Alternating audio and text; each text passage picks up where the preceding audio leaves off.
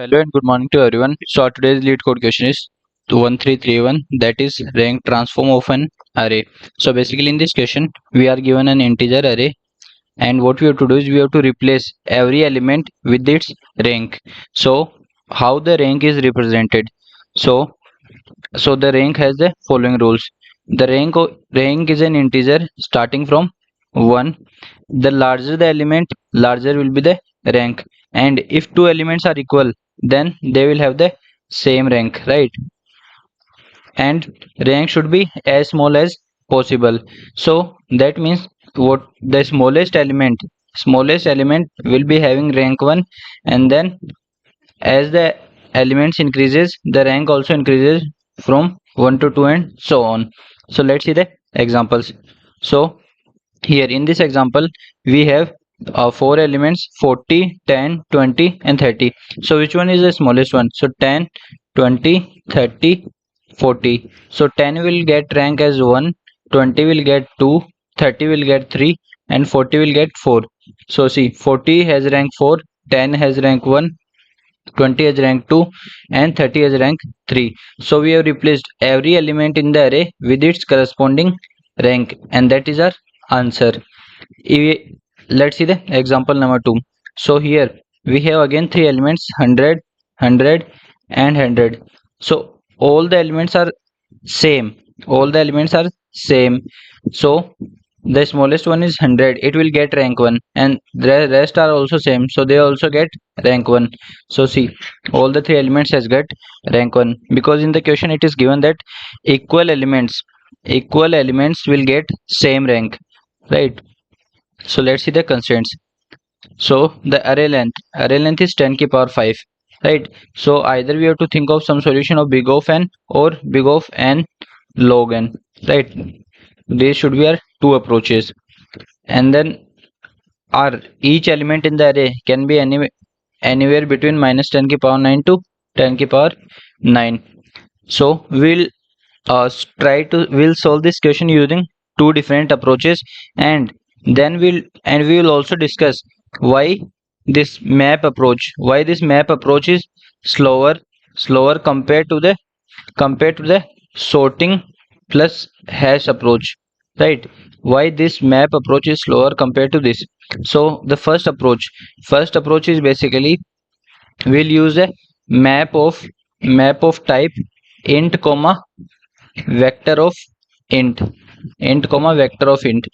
So here our key, this will be our key, and the values will be the indexes of the key. So what we'll do is we'll store keys in the map will store the keys in the sorted order. So what we'll do is we'll store indexes of every value, right, in the map. And then once we build the map, then we'll traverse the map from the smallest to the largest key, and then we'll assign the ranks from 1 to 1 to further numbers, right? So let's try to understand this with the help of an example. So we have taken this example. So when we store these array values into the map, see, the smallest one is 5 and its index is 7, then 9 index is 3, 12 is present at two indexes, index 1 and index 8, 28 is present at index 2. So this way we have stored key and in value. So in value we have indexes of the numbers, right? So now when we traverse from the map, so first we get 5, so its rank will be 1. So at what index we have to store 1? So at index number 7 we have to store 1.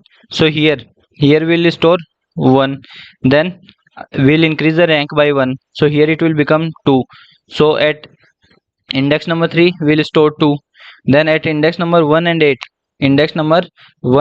we'll store 3, right?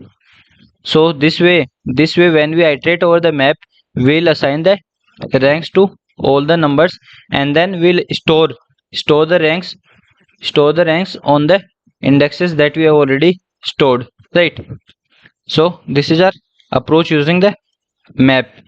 So the time complexity of this approach is big of n log n, right? This is a asymptotic complexity, right? So this approach is slower in practice, right? Because here we are using map which is implemented with the help of red black tree, with the help of red black tree. And see, red black tree in this, so we have here we have to deal with pointers. And one more thing is that all the nodes are assigned memory separately, or all the nodes are allocated memory separately. So so this that will so whenever we try to find any node, so in most of the cases we find the cache miss, right? We do not get that node in the cache, so we again have to load the nodes from the tree and again have to check for that nodes, right? So due to the pointers and due to the poorer cache locality. So now what is cache locality? So here in the tree each node is allocated separately, so we cannot load multiple nodes in the cache, and then due to that we will face the problem of cache miss, right? So due to these problems, though it has big of n log n time complexity, but in practice this approach is slower, right? So we can do better in practice by replacing the tree with sorting plus unordered map, or we can say hash map, right? So in our approach 2 we'll use sorting plus hash map. So first thing what we'll do is we'll copy the array, then sort the array, and then after sorting we'll assign the ranks using an unordered map or hash map, right? And then we'll replace the elements in the original array, right?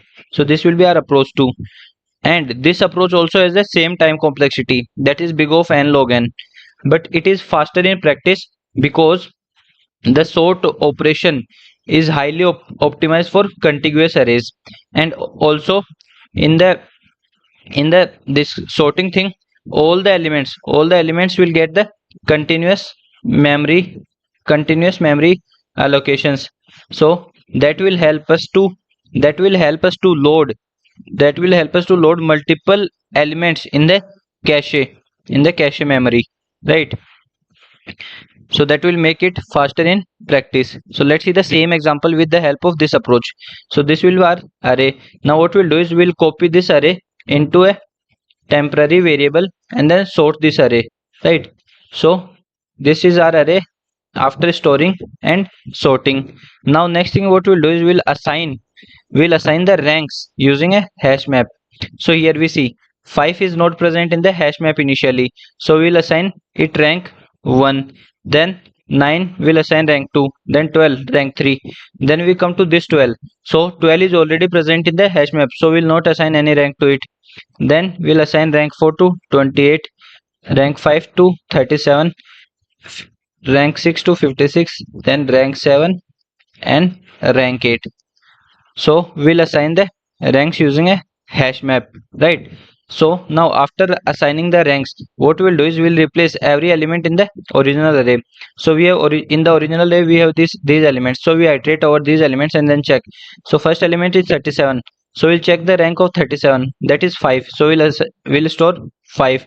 Then we check for 12, so in the map 12 has a rank 3, so we'll assign 3 here. So in this way we'll assign the ranks to all the elements in the original array, right?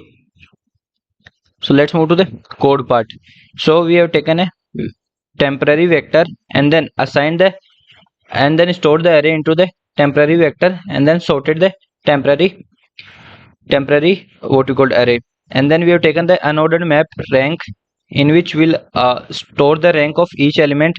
And then using this loop, if the element is already not assigned a rank, or if the element is not present in the what we call rank hash map, then the rank of that number will be r, and then we'll increase r by 1, right? And once we assign the ranks in the hash map, then we iterate over the array take the number and then check the rank of that number and then store that rank at that particular index, and then at the end we return our final rank array. So I hope I'm able to explain you both the approaches properly, and also why the map approach is slower in practice than the sorting plus hash map rank. So if you like the solution, please make sure to like, share and subscribe the channel. Thank you.